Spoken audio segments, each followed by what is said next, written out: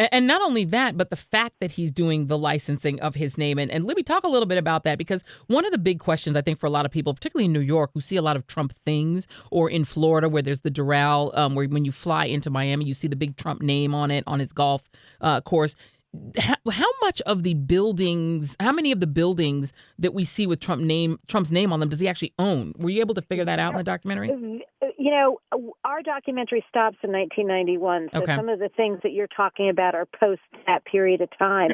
But from my understanding and what I've looked into since then, Donald owns very little. It's a license. Donald is a licensing deal. That's what he does. He licenses his name, and he really hasn't built anything from scratch in a really long time, and he doesn't really own that much. Well, David Cay, same thing to you, David Cay Johnston. Does he own most of the things that say Trump on them?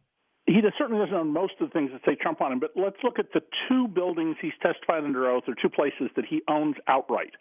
One is the Westchester Golf Course, about 30 miles from Trump Tower in Westchester County, New York, and the Trump Tower and Hotel on the Chicago River in Chicago. Mm-hmm. He says in his presidential statement that the golf course is worth more than $50 million, but he asked the local government to value this entire golf course with a 50,000 square foot clubhouse he built at about $1.3 million.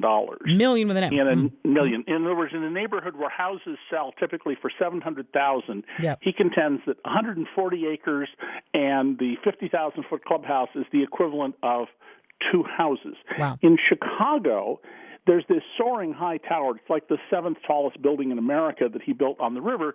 He built it on the wrong side of the river, and he didn't build it on what's called the Magnificent Mile. Yep. And so the retail space, he has applied for 100% return of property taxes paid on it, argued that the property taxes should be void because it's utterly worthless. And the obvious question would be, well, Donald, if you are the great business genius you say you are, why would you build a building out of location when there's only one rule in real estate: location, location, location?